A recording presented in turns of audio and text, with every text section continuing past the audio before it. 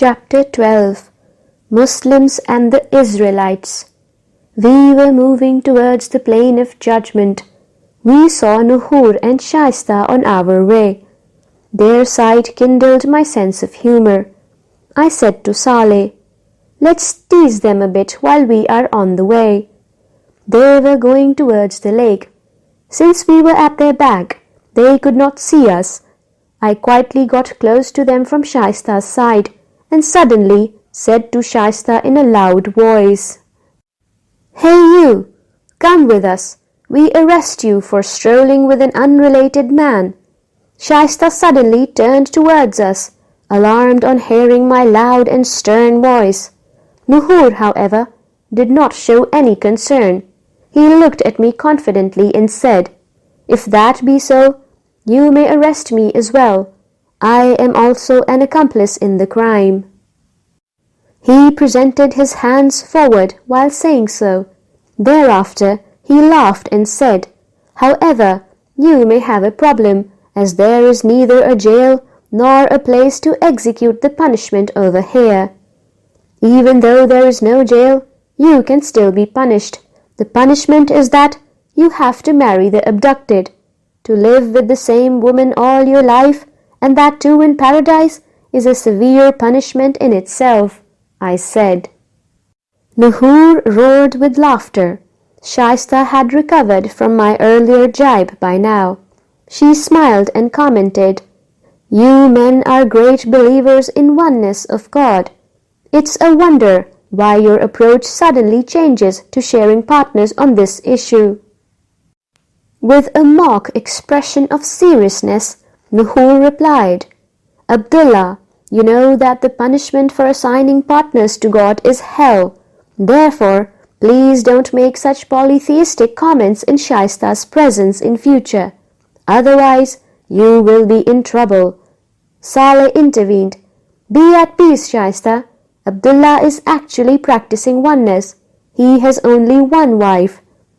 The credit for that, however, does not go to Abdullah.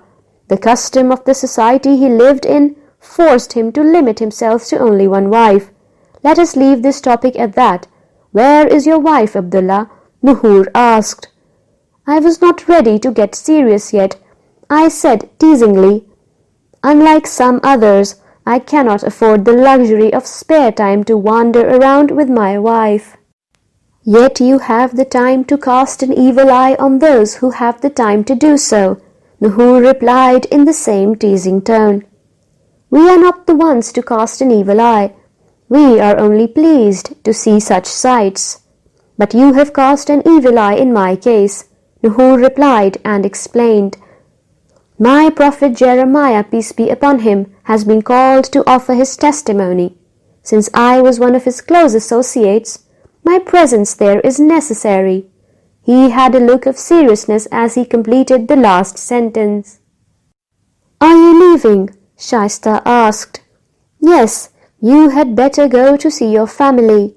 I will be busy in these affairs for some time, only because Abdullah has cast an evil eye on us." Having said so, he left with the angels who had come to take him. The prophets have already testified for their nations. What is Prophet Jeremiah's testimony all about? I asked Saleh. "It is time for the criminals who had wronged him to meet their fate. His testimony is in that regard," Saleh replied. Then we also started to move towards the plain of judgment. All the Jews from Prophet Jeremiah's era were gathered in front of the throne. His era was one of the most important periods of Jewish history. Jews, also called the Israelites, were the descendants of Prophet Abraham through his son Prophet Isaac and his son Prophet Jacob. Israel was Prophet Jacob's title. He had 12 sons. His descendants came to be known as the Israelites. Most prominent amongst them was Prophet Joseph. Prophet Jacob and his 12 sons had settled in Palestine.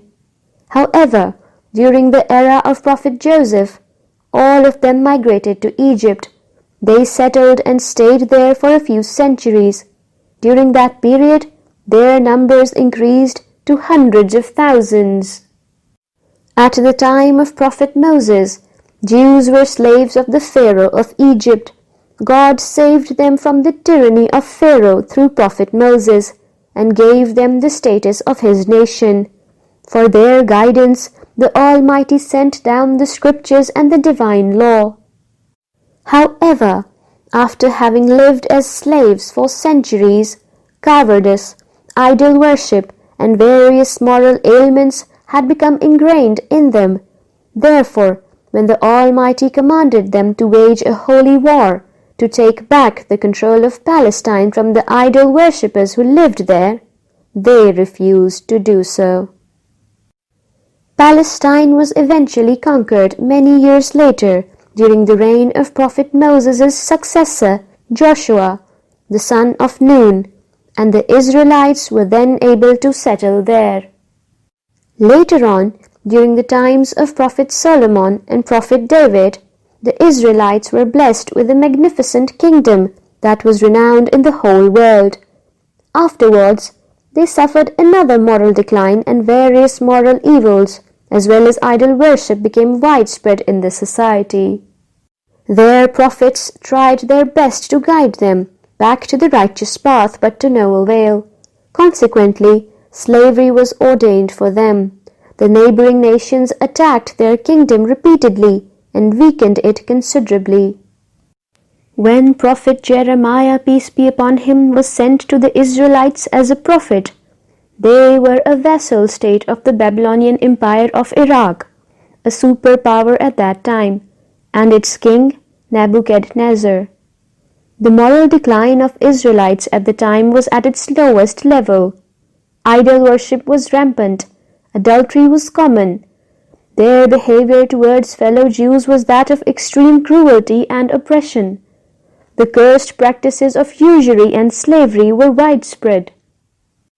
However, in contrast to their moral decay, their political ambitions were very high. There was an ongoing hate campaign against Nebuchadnezzar.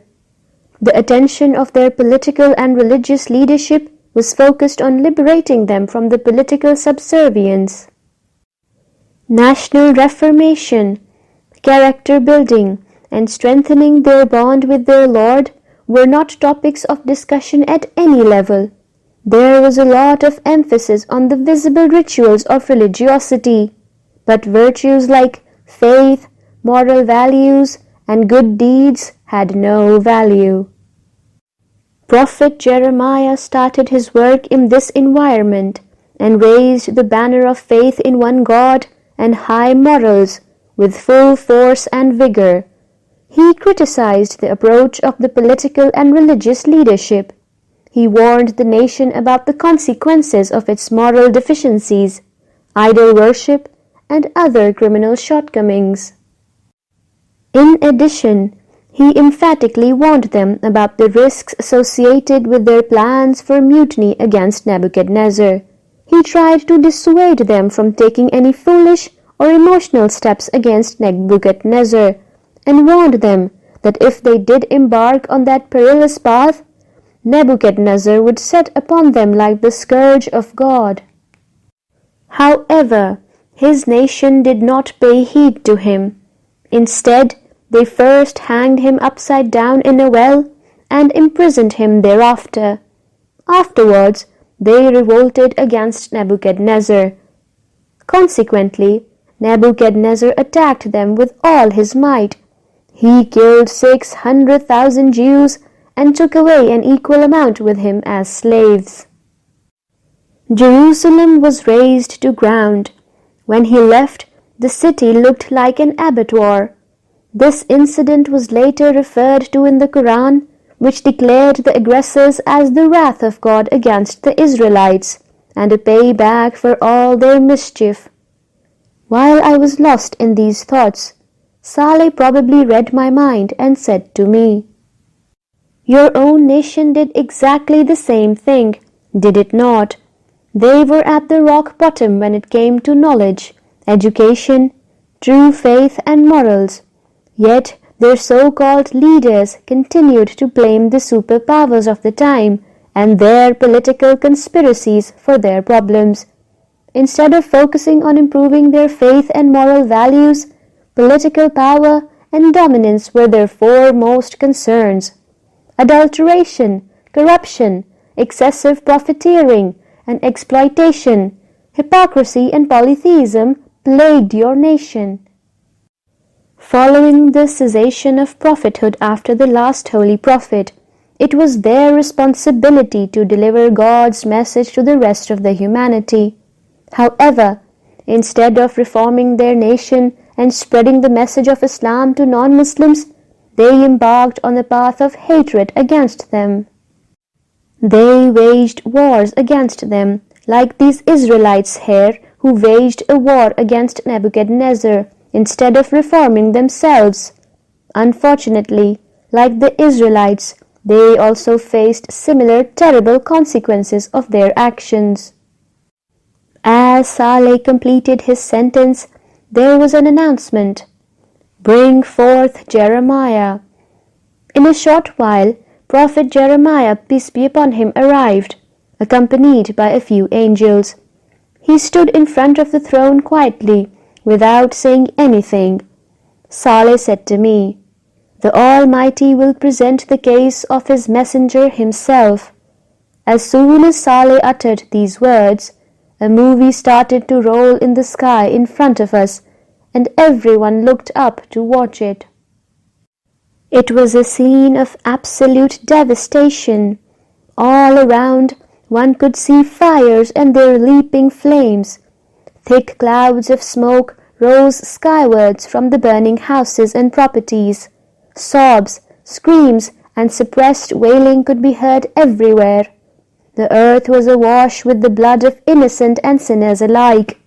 Human beings were being thrashed mercilessly without let or hindrance. Homes were being robbed. Women were being molested in every nook and corner. Armed soldiers of Iraq's most powerful ruler, Nebuchadnezzar, were roaming freely in the streets of Jerusalem with only one thought on their minds, to destroy the Israelites' holiest city and annihilate its inhabitants. In the midst of this mayhem and chaos, a group of soldiers on horseback, accompanied by their commander, were galloping in one direction. On reaching a prison in a corner of the city, they dismounted. Their commander moved forward and asked the prisoners, "Who is Jeremiah amongst you?" He did not receive a reply. Instead, all heads turned towards a cage, where a prisoner was mercilessly tied with ropes. The commander had found the man he was looking for. He looked towards the soldiers. They moved forward swiftly, opened the cage, and freed Prophet Jeremiah, peace be upon him. He fell to the floor in an utterly exhausted state. The commander walked towards him and stood in front of him. He then asked courteously, "Jeremiah, are you all right?" The prisoner opened his eyes slowly, but closed them again due to extreme exhaustion.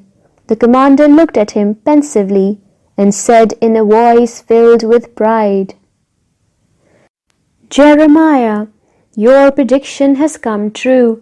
Our king Nebuchadnezzar, the emperor of Iraq, has destroyed Jerusalem. Half of the population is dead, and the other half is our slave. We will take them away along with us. The king has issued special orders that you are not to be harmed in any way. You are an honorable man. You tried your best to warn your nation, but they did not pay heed to you, and now they have been punished for their deeds." Having said so, he turned around and issued a command to his soldiers, "Let Jeremiah go and kill the rest of the prisoners. Thereafter, quench your thirst with the blood of the men in the city, and satisfy your lust using the women. Plunder whatever you want and burn the rest." The prisoners were murdered, and soldiers spread in all directions to plunder. Prophet Jeremiah, peace be upon him, gathered all his energy, and sat up against the wall of the cage. His city was burning right in front of his eyes. Every part of his body was aching, but to witness the destruction of his nation was far more painful. Thereafter, scenes from his era and his life were played in flashback. He was shown trying to beseech intellectuals in public, but nobody paid heed. His nation was slave to the supreme leader of Babylonians, the mighty king of Iraq, Nebuchadnezzar. Annual levy to Nebuchadnezzar was the only guarantee of their safety and lives. The reason for this slavery was the moral bankruptcy that had spread through the very veins of the nation. Idolatrous practices were common amongst these guardians of monotheism. Fornication and gambling were routine happenings. Dishonesty and oppression of fellow Jews was their way of life. Making false claims by swearing upon God to sell their merchandise was prevalent. Mistreatment of neighbors was the norm.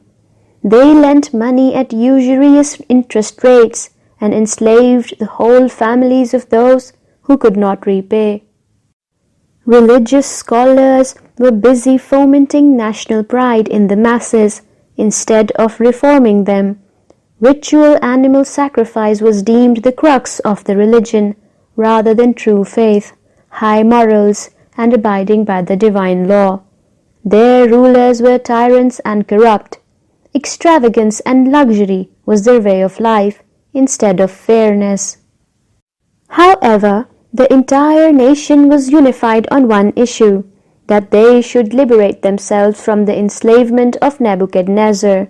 The fact of the matter was that they had incurred the wrath of the Almighty God. Rather than explaining this bitter truth to the nation, their leaders indoctrinated them with the false national pride and delusions of their glorious past during the times of Solomon and David. They were being challenged to take over the leadership of the world, while the fact was that they were afflicted with the worst religious and moral decline. The screen then showed the scene when Jeremiah received the divine revelation to work for reformation of his people and to guide them away from politics and towards the correct path. He was advised that once his nation managed to develop true faith, it would dominate the political sphere as well. He was ordered to forego any plans for marriage and devote himself to warn his people about the impending devastation. However, when Jeremiah came forward with this message, almost everyone opposed him. The prophet of God besieged all and sundry, including the religious and political leaders, but apart from a handful of people, no one heeded his call. His message was straightforward. Instead of confrontation with Nebuchadnezzar, reform your faith and moral attributes. The most dramatic scene on the screen was the one in which Prophet Jeremiah, peace be upon him, was shown attending the court of the Jewish king, with a wooden yoke around his neck. It was a last effort on his part to make people understand that their current situation was similar to an animal with a wooden yoke around its neck. If the animal rebelled and tried to break free at this stage, an iron yoke would replace the wooden one. Nevertheless, the courtiers and intellectuals, paying no heed, declared him an agent of Nebuchadnezzar instead. The king moved ahead and personally cut the wooden yoke around his neck with his sword. With that, the Almighty made the decision that this yoke would now be replaced with iron shackles. Thus, this prophet of God was accused of being an agent of Nebuchadnezzar, hung upside down in a well as punishment, and then tied up and imprisoned in a cage.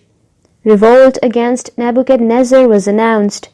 In reply, Nebuchadnezzar attacked and annihilated them as if he personified the wrath of God.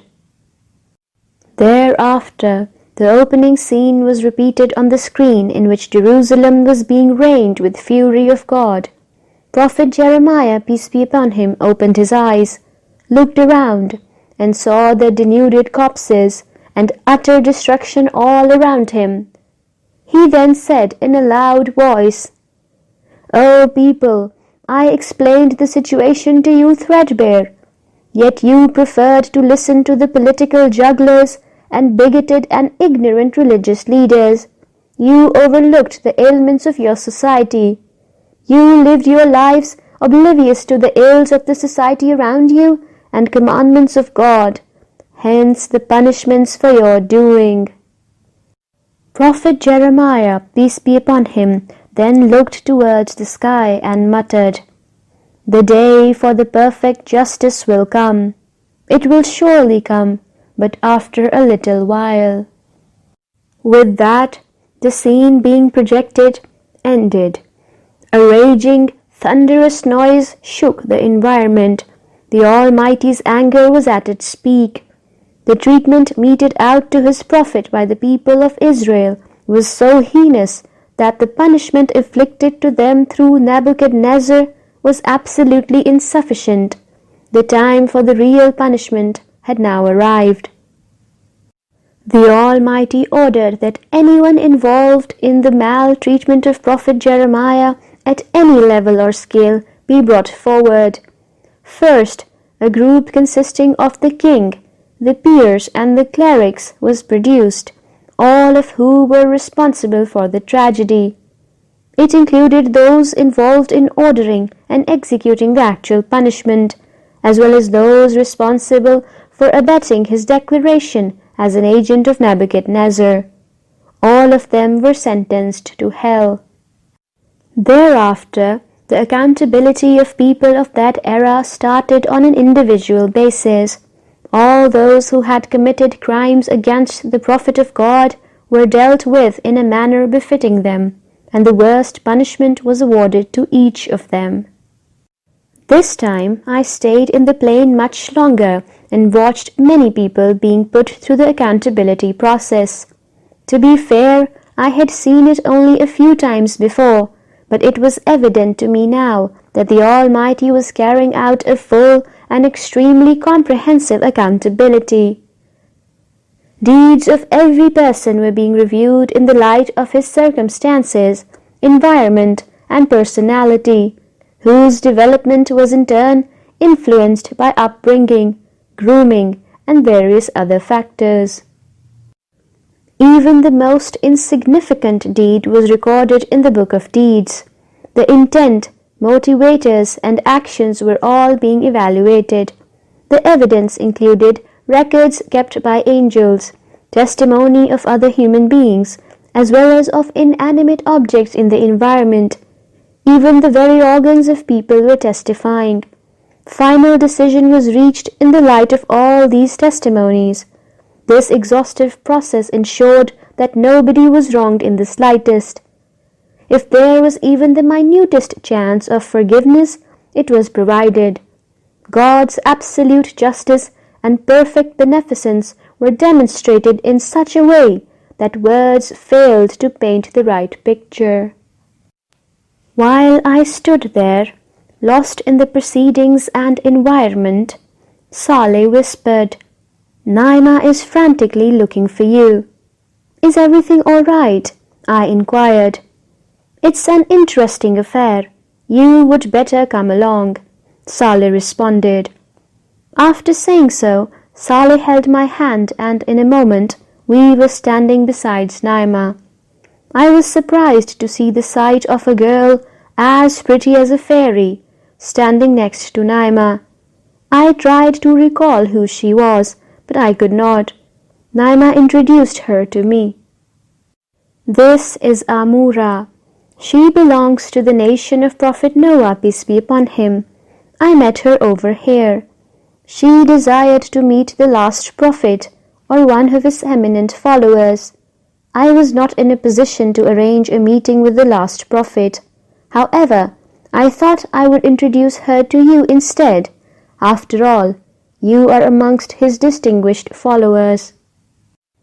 After that, Naima started to give Amura more details about my life, but in doing so, she started to shower me with excessive praise and tributes.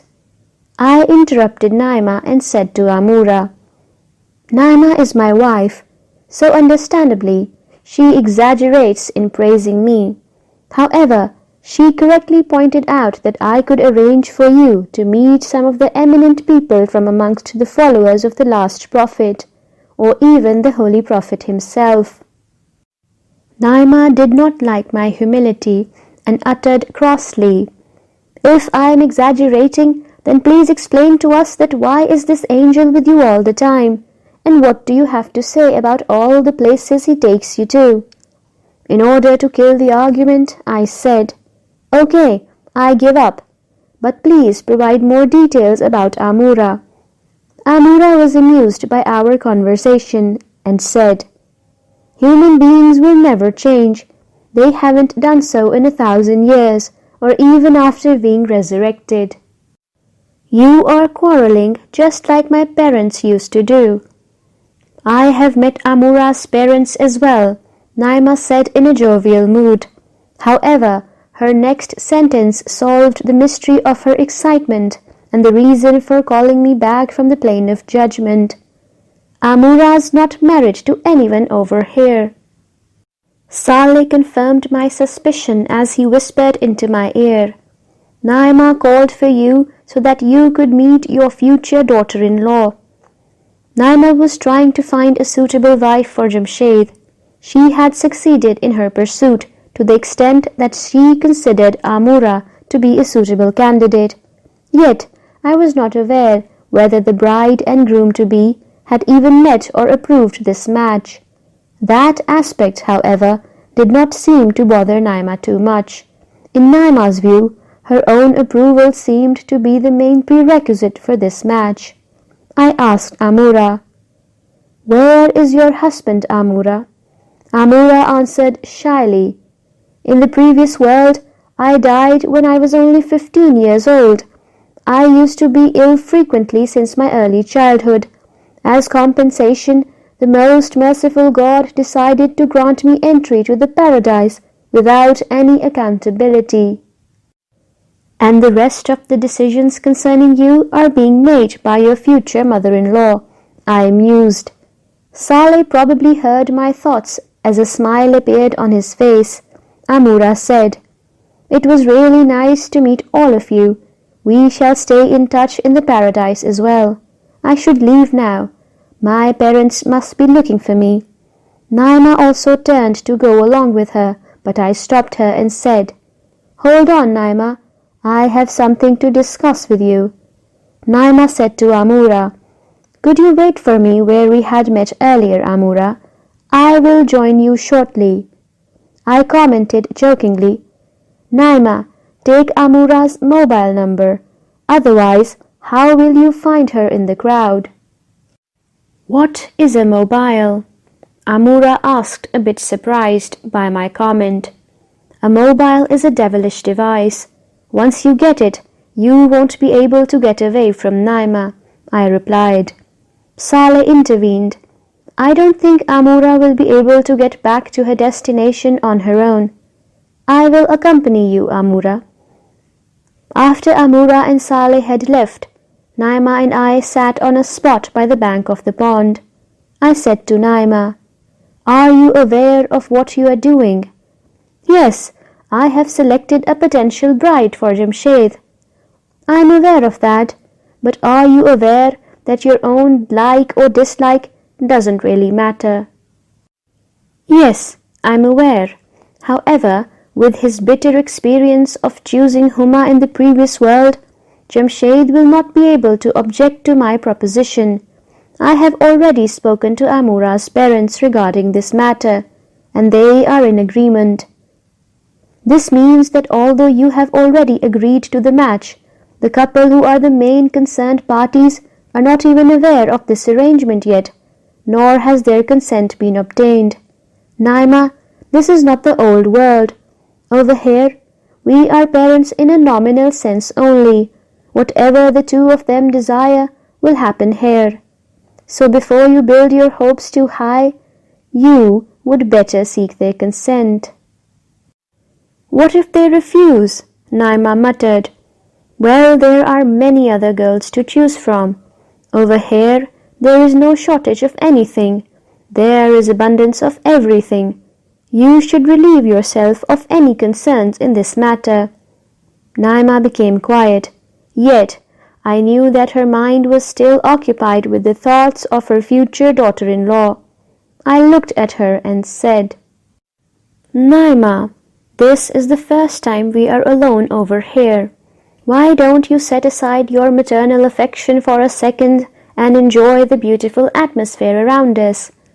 I continued, "Naima, do you remember all the difficult times we faced together? I devoted my life to the cause of taking God's message to His beings. I dedicated my career, my youth, and every breath for this cause. As you can see now, Naima, the path I chose did not cause us any loss. I used to tell you in the world that whoever makes a deal with God never suffers a loss in the end. As you can see, we have been saved from losses of any and every kind. We have achieved such an outstanding success. We have won, Naima. Indeed, we have won. From here onwards, life is forever. Death is no more. Youth is forever. Old age is no more. And health is forever. Illness is no more. Now there would only be abundance and no poverty. We would have eternal joys and no more sorrows." "I can't even remember any sorrows associated with the previous world," Naima added. I replied, "Indeed, today the residents of paradise do not remember any sufferings of the world, neither do dwellers of hell remember any of its comforts. That world was just like a thought, or like a dream, a story, or an illusion. Reality begins now. The real life has only just started. Abdullah, look at the view in front of us. See how the scene is changing," Naima said. I looked up and realized that the evening was nearing its end. Dusk was just around. I somehow felt that this change was an indication that something important was about to happen. Suddenly, a voice from behind me said, "Yes, your suspicion is correct, Abdullah." It was Saleh's voice. He continued as he sat down next to me. "This change is an indication that the process of accountability is about to end. Accountability of everyone has taken place. Tell me first, where did you disappear after taking Amura to her destination? You do not need to drink water, nor do you require the use of the washroom," I asked jokingly. "I was with Imsail," Saleh replied. As Saleh finished his sentence, Imsail stepped forward from behind him and greeted me. He used to be the angel on my left-hand side, assigned to record my misdeeds. I returned his greetings and smilingly said to Saleh, "And what is the reason for the appearance of Imsail? The accountability has reached its conclusion. Now both of us will have to present you before the Almighty." I started to feel apprehensive when I heard this. I asked anxiously, "How come the accountability has ended so soon?" As I mentioned to you before, time passes very quickly over here, while in the plane of judgment, its passage is very slow. Therefore, while you were here for what may have seemed like a short while to you, it was actually long enough for the accountability process to be concluded. What happened in the plane of judgment after I left? After the accountability of most people was completed, only those people were left behind who had faith in their hearts, but they had been held back due to the high volume of their sins. Following the request of the last holy prophet, those people were also held accountable. Finally, only the shuhada and the prophets will be presented before the Almighty. Are shuhada those people who were martyred in the way of God? Naima asked Saleh. No, Shuhada are not martyrs in the sense the word is used in your language, although the people who achieved martyrdom in the way of God have also been awarded tremendous rewards. However, these shuhada are those illustrious people who were witnesses to the truth in their lives. In other words, they were the ones who dedicated their lives to give testimony about the veracity of God's religion to the rest of the world. They were the people who carried forward the message of the prophets to the subsequent generations. Will they also undergo accountability? I asked, as the mere thought of accountability was enough to cause anxiety to me. No, they won't. They will just be presented in the court of the Almighty, and then their deliverance will be announced. Having said so, I must say that the Almighty is the Lord of the words, and the sole master of everything. If He wants to call anyone for accountability, no one can stop Him from doing so.